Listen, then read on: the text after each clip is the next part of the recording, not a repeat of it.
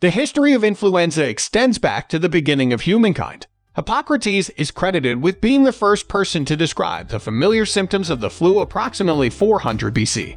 The flu was originally thought to be a Turkish seasonal respiratory illness that occurred from winter to spring and led in coughs, fevers, and sore throats.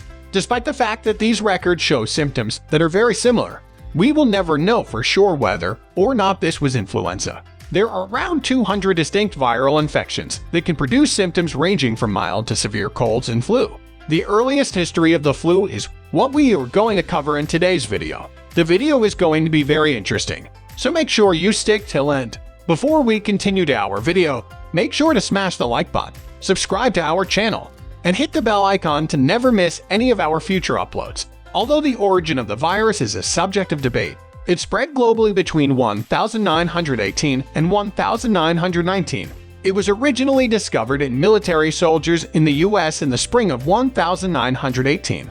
One-third of the world's population, it is estimated that over 500 million people worldwide have been infected with this virus. Discovering the flu virus. Ancient writings by Hippocrates from 412 BC contain the earliest recorded mention of the flu. The father of medicine, as he was known, spoke of flu-like symptoms occurring in northern Greece. The Italian word influence gave rise to the English word influenza in 1357 AD. There was a general consensus at the time that star alignment had something to do with flu outbreaks. However, it is rare and frequently challenging to interpret historical data of this caliber that dates back so far. It can be difficult to classify outbreaks that have existed for more than 300 years because many respiratory illnesses exhibit symptoms similar to the flu. Spanish flu, a strain of influenza, flu brought on by an H1N1 virus that first appeared in a certain species of bird, was known as the Spanish flu, avian origin, a new influenza virus that spread quickly and infected people all across the world. The Spanish flu was a pandemic. Few, if any, persons had some immunity to the sickness because the virus was new. Around the world, the Spanish flu is thought to have infected 500 million people between 1918 and 1919. Approximately 33% of the world's population at the time resided in this area. Additionally, 50 million people died from the Spanish flu. The U.S. was home to almost 675,000 of the fatalities. Similar to the illness we currently have, individuals over 65 and young children were most vulnerable to the Spanish flu.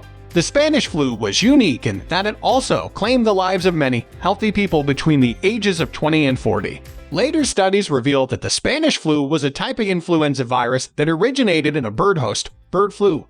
It eventually made its way to animals. Influenza types A and B are what cause seasonal flu epidemics, outbreaks in communities.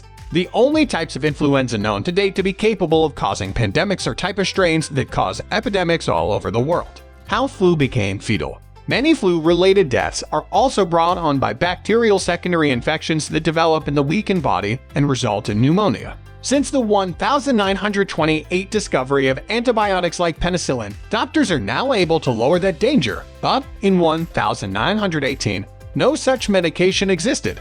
They also lacked access to immunizations, which today aid in defending those who are most vulnerable.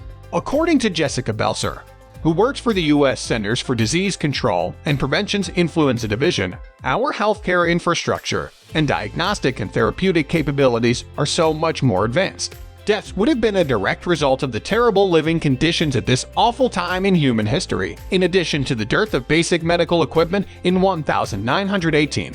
The World War I soldiers would have had the ideal conditions for infection developing in the trenches. How people treated back then. The severity of the illness decreased with the duration of the influenza virus's presence in a certain neighborhood. According to an epidemiological research Barry reported in The Great Influenza, the virus was most virulent or most easily spread when it first entered the state, and then it generally became attenuated after that. According to experts, there's a natural process where a virus frequently, but not always, becomes less dangerous with time. Before killing the host, it is in the virus' best interest to spread.